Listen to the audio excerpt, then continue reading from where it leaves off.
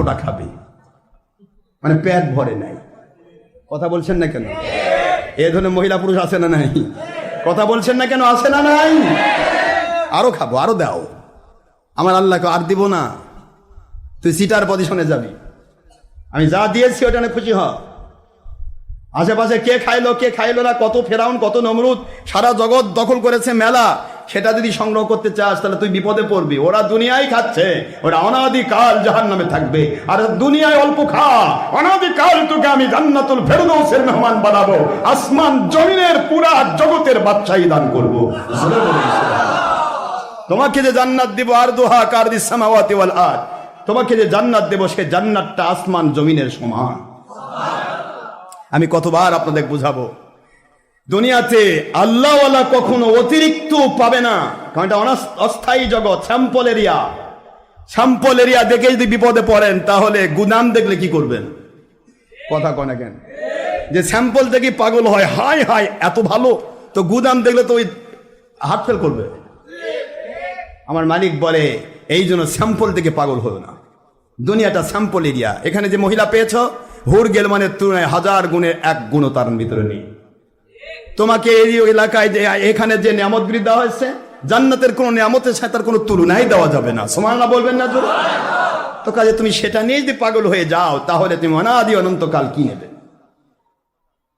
ধান মুখ বন্ধ করে দিল।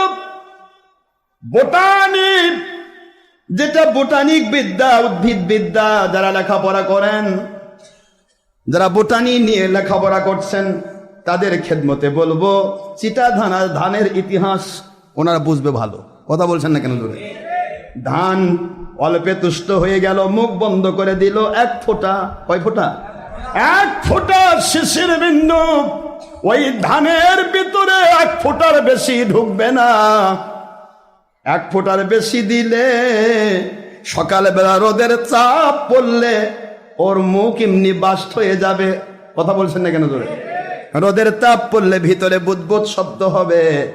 এই ধানের ভিতরে ওই আল্লাহ প্রদত্ত শিশির বিন্দু, এটা ভিতরে ঠিক যেমন দুনিয়াতে আপনারা পাতিলের মধ্যে ধান দিয়ে ফুটান, কথা বলছেন না কেন? পানি যেরকম টকবক করে ফোটে, রোদের তাপে ওই শিশির বিন্দু ভিতরে ফুটে যাবে। 1 ফোঁটার বেশি দিলে ধানের মধ্যে অতখানি জায়গা নাই। কথা বলে না কেন? বিন্দু, শিশির বিন্দু 1 ফোঁটা দিয়ে একটা চাল হবে। 1 ফোঁটার বেশি খাবার চালে কি ধান পাবে? ও তো রাখতে পারবে না। আল্লাহ কেন দেবে? ও তো ভিতরে রাখতে পারবে না। যদি 2 ফোঁটা নিয়েছে, ওই অবস্থায় সে মুখ বন্ধ করলো, কিন্তু যখন সূর্যের তাপ পড়বে, তখন সূর্যের তাপে যখন এরা ফোটা শুরু করবে, আলটিমেটলি তার যে কোনো এক সাইড বাস্ট হয়ে যাবে। কথা বলছেন না কেন? জোরে সে সহ্য করতে পারবে না। এই জন্য যেই চালটা, যেই ধানটা বললাম আমি আরো 1 ফোঁটা খেতে চাই, আমার মালিক বলেন ঠিক আছে তুই খায়া থাক, হা করে থাক, দেখা যাক কি করা যায়। সকালবেলা রোদে তাপ উঠলো, যেটুকু ঢুকছিল ওটাও বাষ্প হয়ে বের হয়ে গেল, যেহেতু ফাঁকা আছে। কথা বলছেন না কেন? জোরে ফাঁকা থাকলে কি ভিতরে থাকবে? ওটা বাষ্প হয়ে বের হয়ে গেল, যদিও বাষ্প হয়ে বের হয়ে গেল। আর যেইটা বন্ধ করে দিল 1 ফোঁটা খেয়ে, ওটা হয়ে গেল ধান। জোরে বলুন সুবহানাল্লাহ।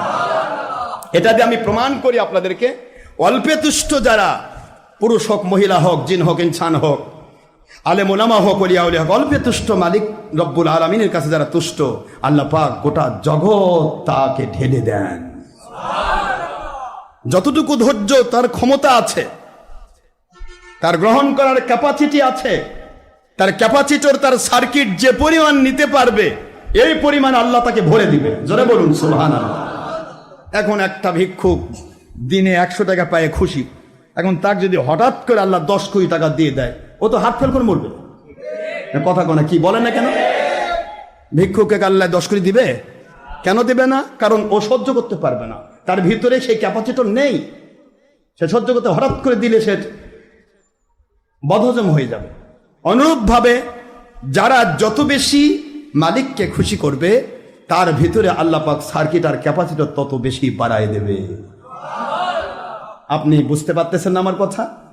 আরেকটা দৃষ্টান্ত নেন। এই পৃথিবীতে ইলেকট্রিসিটি দিয়ে, স্ফোটন আর ফোটন দিয়ে, ফেজ আর নিউট্রাল দিয়ে, ইলেকট্রিসিটি দিয়ে, বিদ্যুৎ দিয়ে মানুষকে আলোকিত করা হয়, ঠিক না? ঠিক। এই আলোকিত দিয়ে দেখবেন আপনারা একই জায়গাতে, একটা জায়গাতে দুই ধরনের ফ্যান, একটা 56 আর একটা 48। আর কথা বলে না কেন?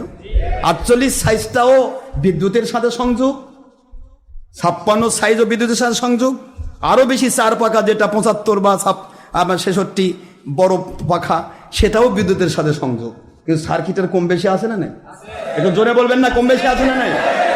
এখন একই বিদ্যুতের লাইন, এক পাখা দিচ্ছে 100 জনকে বাতাস, আরেক পাখা দিচ্ছে 10 জনকে বাতাস। কথা বলছেন না কেন?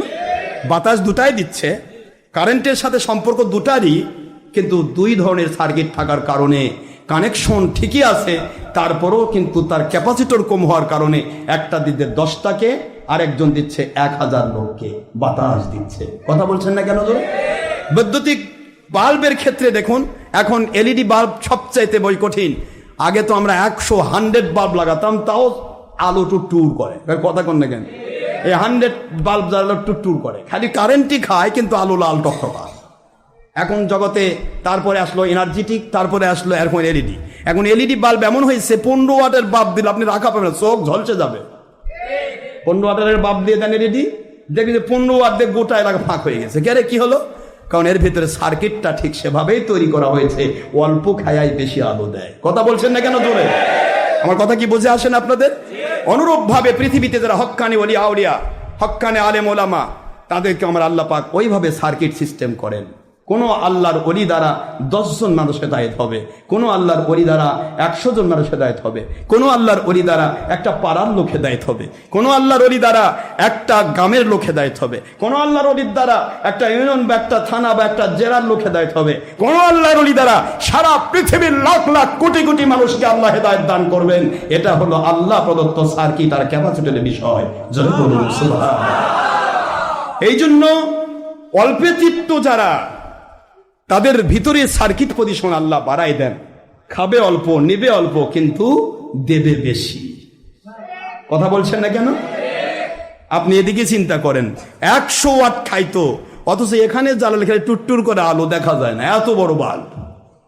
এখন 15 ওয়াট এলইডি খাচ্ছে, গোটা এলাকা সাফ করে দিচ্ছে আলো দিয়ে।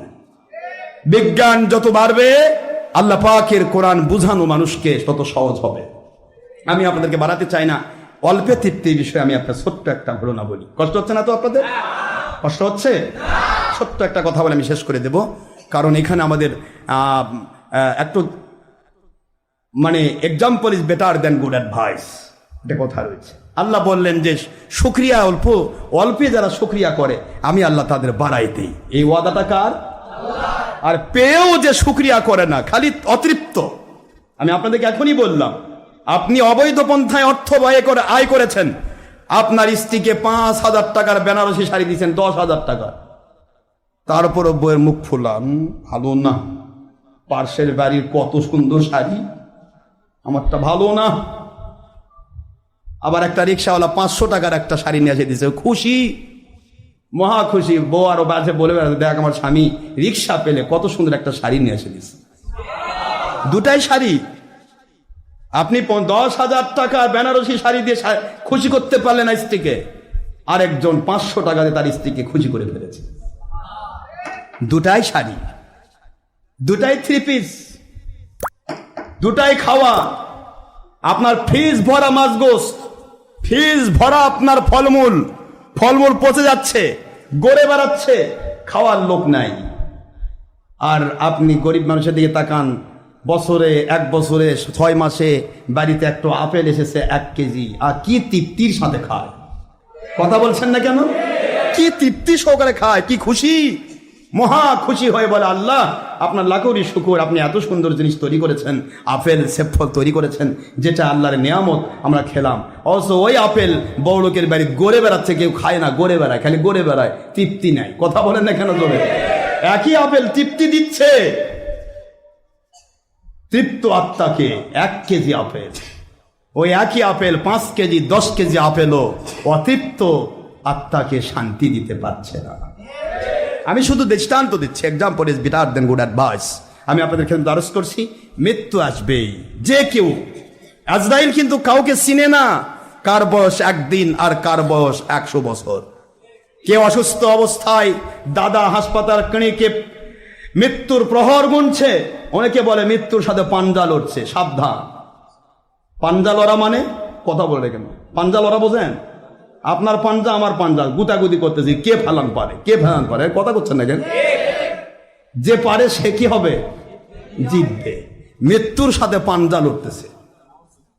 আমরা বাংলা ভাষা বলি, অথচ বাংলা ভাষার এত পাগল, বাংলা ভাষা প্রয়োগ বিধি বুঝলাম না আজ পর্যন্ত। প্রয়োগ বুদ্ধিটা কি জিনিস এটাও বোঝে না। অনেক জ্ঞানীগুণীকে বলি, অনেক জ্ঞানীগুণী ভাষা দেখি, অনেক জ্ঞানীগুণী বহুত। আমি সাংবাদিকদের সাংবাদিকতা আমি শ্রদ্ধা করি, আমি নিজেও একজন ইন্টারন্যাশনাল সাংবাদিক। ফোটা খাবে মানে পেট ভরে নাই।